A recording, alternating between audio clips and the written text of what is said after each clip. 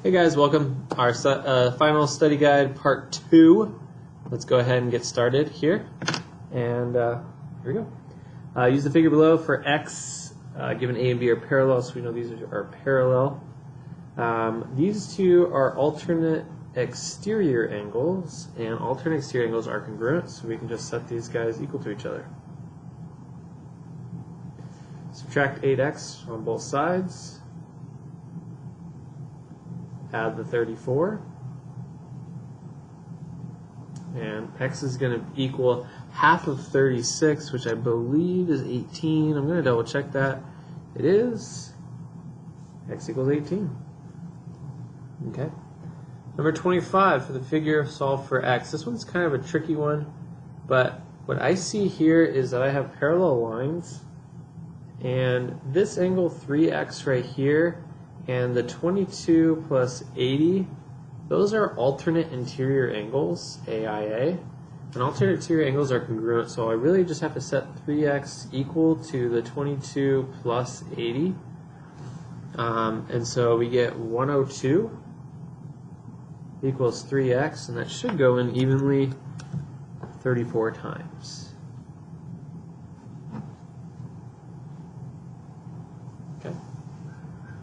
Numbering is off here, but it says use the figure below to determine which lines, if any, are parallel. State the theorem or lines to justify your reason. Well, if 1 and 7 are congruent, I can see that 1 and 7 are alternate exterior angles. I can cover this up, and 1 and 7 are alternate exterior. So here we go, which would prove A and B are parallel, because I can only see those two lines would be parallel. So A would be parallel to B, and that's going to be by the converse. So we prove lines parallels using those converse theorems. This would be converse of A, E, A, or alternate exterior angles. 9 and 11 are vertical angles. Vertical angles cannot prove lines parallel, so we cannot prove this. Okay. All right, flipping it on the back, we're starting chapter 3, and I think these questions right here probably are going to require the most effort for remembering. Okay, so it says write an equation of a line, so we have to go ahead and use points to get our slope. So our slope is y2 minus y1 over x2 minus x1. Always label our points. We don't want to make a mistake, and I see a lot of mistakes all the time. y2 is 13 minus y1, which is 5, over x2, which is negative 10 minus a negative 8. Okay, 13 minus 5 is going to leave us with 8 on the top. This is going to become a negative 4. Okay, that goes in 2 times, so I get actually negative 2. Okay, so my slope here is negative 2. And what I want to go ahead and do, and I'm just going to double check that with my numbers. Nope, I'm sorry. This is, yeah, I felt like I got that wrong. Yeah, negative 10 and 8 is a negative 2, which gives me a negative 4. There we go. That sounds right. Negative 4. Sorry about that. Always double check. And we're going to take this formula. It's called point slope formula. And we're going to plug in the slope that we found of negative 4. And we're going to plug in a point. So I'm actually going to plug in this point we already have for x1, y1. And notice I put negative, negative. Negative is from the equation, and the other negative is from x1 being a negative 8. So 2 negatives will become a positive. So we get y minus 5 equals, I'm going to distribute the negative 4. Negative 4 times a positive 8 is a negative 32. And we're going to add 5 to both sides. Alright, and so my final answer is y equals negative 4x. This is going to be minus 27. Okay, so we had to know 2 formulas here, slope formula and point slope formula. Okay. Find the slope of the perpendicular line passing through the point. So I have to use slope formula again. Notice I like to write it every single time, and the reason why is I don't want to make a mistake. And I almost made a mistake up there, so I even double checked it. Negative 3 minus a negative 5 over 8 minus 12. Notice how I always point to it with my pencil as well. Always double checking. Negative and a negative make a positive. Negative 3 plus 5 can give me a positive 2. 8 minus 12 is going to give me a negative 4. Okay, that's the slope. I want the perpendicular slope. The perpendicular slope is going to be the opposite reciprocal. Okay, so perpendicular, we get the opposite reciprocal. So instead of, well, this would reduce down to negative 1/2. So I'm going to have to go ahead and flip it and then change the sign. So it's going to become a slope of 2. Next one, we're finding the slope again. This time it's parallel. So whatever slope I find, it's going to be the same. Okay, so y2 is negative 5 minus y1, which is 5. x2 is negative 7 minus negative 2.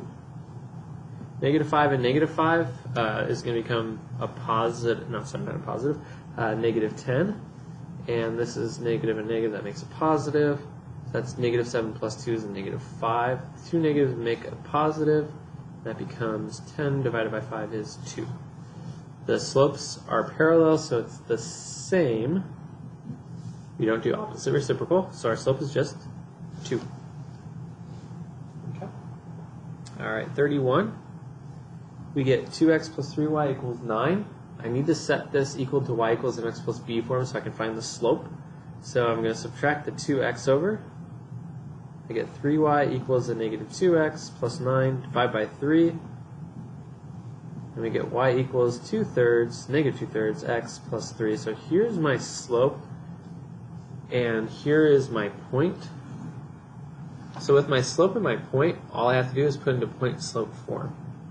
So I'll rewrite point-slope form up here. I always like to use my equations over and over again. And by the way, you guys can use a 3x5 note card, double-sided. Okay, you can use both sides, handwritten, no examples, but all the formulas. Okay. So we'll go ahead and plug in x1, y1. So that's y minus 1 equals negative 2/3 x minus 3. Okay, I want it in y equals form, so I got to distribute the negative 2/3. So that's going to become negative 2/3 x. Notice the 3's are going to cancel. 2 negatives make a positive 2. Okay, just real quick, in case you didn't know how I did that, I'm going to show you. Negative 2/3 multiplied by 3, we do 3 over 1. The 3's cancel out. This was a negative 3. So negative, that becomes 1, that becomes 1. Negative 1 times the negative 2 is going to be positive 2 over 1. That's how I got 2 as my answer. Okay, so that's how I got this right here. Okay, equals y minus 1. Add the 1 over. And our final answer is negative 2/3 x plus 3. Last one, 32. D is parallel to E, so or perpendicular. So I just have to go ahead and draw 2 lines. I'm going to put D here. This is going to be line E, and perpendicular. So I'll put 90. F is also perpendicular to E, so this is F. It's also perpendicular to E. What must be true of D and F? Well, they have to be then parallel because their corresponding angles are congruent. So D is parallel to F. Okay. Scooting on down to number 33. Explain the difference between each type of triangle and draw a picture. So an isosceles has 2 congruent sides. We call them legs. And it has 2 congruent base angles.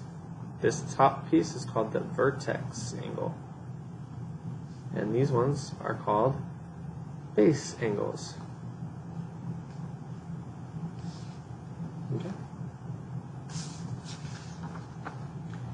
Equilateral triangles, all 3 sides are congruent and all 3 angles are congruent. Each angle has a measure of 60 degrees. A scalene has all 3 different sides. Okay, so none of the sides are congruent. They have all different lengths. That means their angles are also different lengths. What type of triangle has a hypotenuse? That would be a right triangle. And the hypotenuse is opposite the 90 degrees, always. What type of triangle has a vertex angle? Well, we just talked about that. That's going to be the isosceles. And the vertex angle is right there at the top, not the base angle. And that's an isosceles triangle. Okay, what does CPCTC stand for? When would it be used in a proof?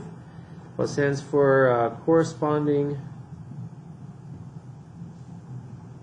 parts in congruent triangles are congruent. When we use this, I'm not going to write it, but I'll explain it. We use this when I prove two triangles are congruent using like angle side. If I can prove the triangles are congruent, then any other part in the triangle has to be congruent to the other part, its corresponding part. So we use it usually after we prove a triangle congruent to prove a part of the triangle congruent to another part. Okay. 37, use the figure below to solve. This is an isosceles triangle, so we can see that these two are set equal to each other. 3x plus 14 is equal to 7x minus 2. They have the congruent marks, that's why I set them equal. Solve for that, we get 14 equals subtract 3x, add the 2, x equals 4. Now, we know this is an isosceles triangle, that means base angles are congruent. So we know that this angle here is congruent to that angle there, which means this is also 3y, which means I can actually set up an equation. I know all three angles, and they should add up to 180.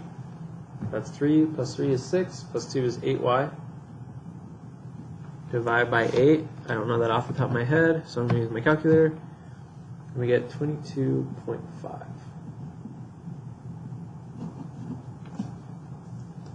Okay. AED is 2x. Okay. AEG is 5x minus 2. Once they're placed, I take a look and I see that their relationship is a linear pair, so we're going to set them equal to each other.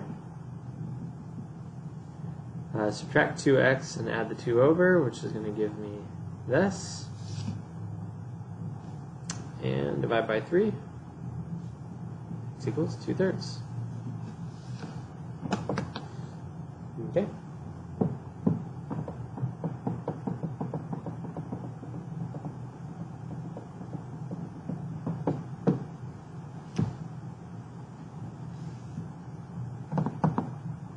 Booyah.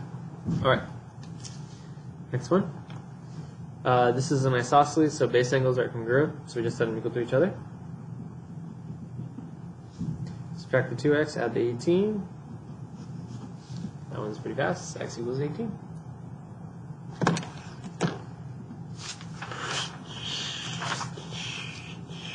On the back, number 40. Again, this is an isosceles triangle because these two angles are congruent, which means this segment is equal to that segment. So I just have to set those two congruent to each other.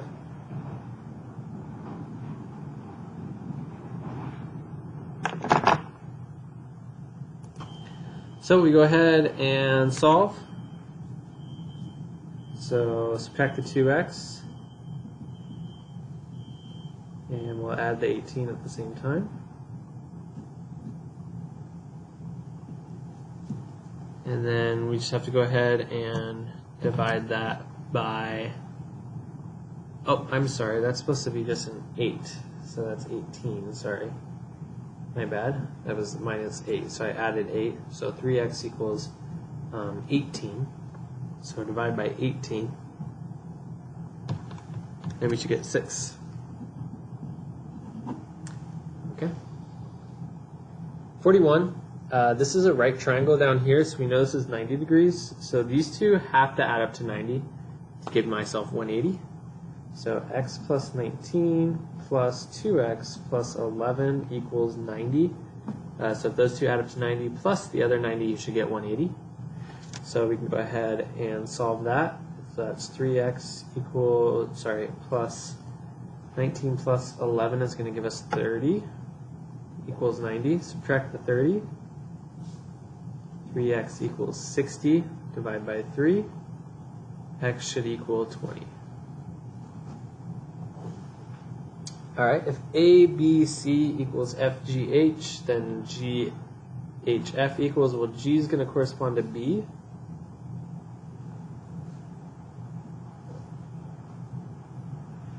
H is going to correspond to C. And then we must be left with A. So BCA. Alright, last two problems for this part. AB is congruent to BC or CD, so AB is congruent to CD, so mark our picture. AB is parallel to CD, okay. Whenever we have an overlapping thing, we know that these two are congruent. So I have two sides, and then since these are parallel, we actually have alternate interior angles right here. So it appears that I have side angle side, or SAS. So the reason is SAS. ABD. Okay, so A is the corner, so that's going to match with C. B is going to be opposite of D. Okay, and then we'll go the other one the other way, and that would be D with the B.